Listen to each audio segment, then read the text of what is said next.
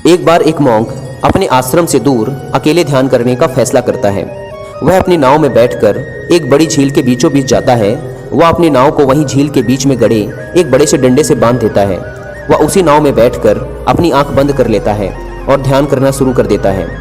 कुछ घंटों की अशांत चुप्पी के बाद अचानक उस मॉन्क को महसूस होता है कि जैसे किसी दूसरी नाव ने बड़ी तेजी से आकर उसकी नाव को टक्कर मारी है।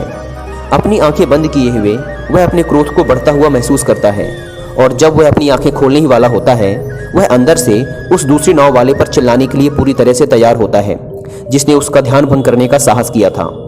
लेकिन जब वह अपनी आंखें खोलता है तो वह देखता है कि यह एक खाली नाव है, जिसे शायद उसके मालिक ने झील के किनारे बांधा नहीं था और पानी के बहाव के साथ आकर वह उस मॉन्क की नाव से टकरा गई थी। उसी क्षण उस मॉन्क को आत्म साक्षात्कार प्राप्त हो जाता है और वह समझ जाता है कि क्रोध उसके भीतर है और उसे बाहर निकालने के लिए केवल किसी बाहरी वस्तु की टक्कर की जरूरत है। उस दिन के बाद से जब भी वह किसी ऐसे व्यक्ति से मिलता जो उसे परेशान करता या उसे क्रोधित करता, तो वह खुद को याद दिलाता, दूसरा व्यक्ति केवल एक खाली नाव है, गुस्सा मेरे अंदर है। दोस्तों, खुश रहने के कुछ प्रैक्टिकल तरीके हैं जिन्हें मैं आपके साथ शेयर करना चाहता हूँ। मुझे उम्मीद है आपको पसंद आएंगे। पहला, अपने जीवन से कुछ गैर जरूरी नंबरों को निकालकर फेंक दें, जैसे आपकी एज कितनी है, आपका वजन, आपकी हाइट। इन सब नंबरों की चिंता डॉक्टर्स को करने दें, क्योंकि इसी के लिए आप उन्हें पे करते हैं। दूसरा, केवल खुश मिजाज व पॉजिटिव सोच वाले लोगों को ही अपना दोस्त बनाएं, क्योंकि हमेशा दुखी रहने वाले, बात बात पर शिकायत करने वाले व सबके प्रति नकारात्मक सोच रखने वाले दोस्त आपको भी कुछ समय बाद अपने जैसा ही बना देंगे। तीसरा, हमेशा कुछ नया सीखते रहें, फिर चाहे वो कंप्यूटर के बारे में हो, गार्डनिंग हो, क्राफ्ट्स हो या अच्छी बुक्स पढ़ना हो। जो कुछ भी आपको पसंद हो करें, लेकिन कभी भी अपने दिमाग को खाली ना छोड़ें, क्योंकि आप लोगों ने एक कहावत तो सुनी होगी, खाली दिमाग शैतान का घर होता है, और उसी घर का नाम है चिंता, डिप्रेशन, तनाव। फोर्थ, रोज छोटी छोटी चीज़ों में खुशी ढूंढने की कोशिश करें, क्योंकि एक दिन कुछ बहुत बड़ा अचीव करके आप ज़्यादा खुश नहीं हो पाएंगे, क्योंकि खुश रहना एक आदत है और इसे धीरे धीरे डेवलप किया जाता है।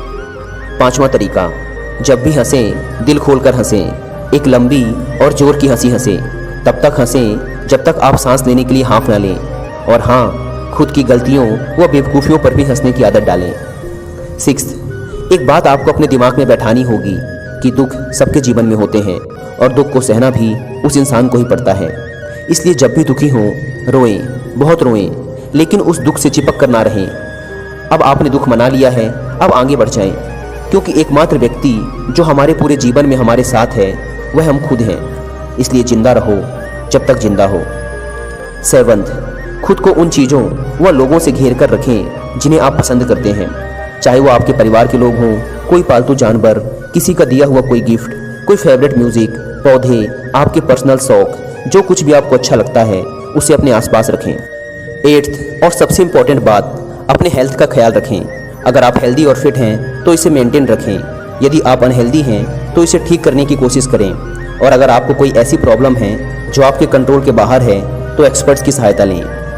नाइन्थ, जिन लोगों से आप प्यार करते हैं उन्हें हर मौक़ों पर बताएं कि आप उनसे प्यार करते हैं, और हमेशा याद रखें, जीवन को हमारे द्वारा ली जाने वाली सांसों की संख्या से नहीं मापा जाता, बल्कि उन खूबसूरत पलों से मापा जाता है जो हमारी सांसों को रोक लेते हैं। तो दोस्तों, हम सभी को हर दिन जीवन को पूरी तरीके से जीने की ज़रूरत है, इसलिए किसी भी चीज़ की चिंता ना करें, हर चीज़ के लिए प्रार्थना करें, और जो कुछ भी आपके पास है उसके लिए शुक्रगुजार रहें, और हर दिन भगवान को धन्यवाद करें।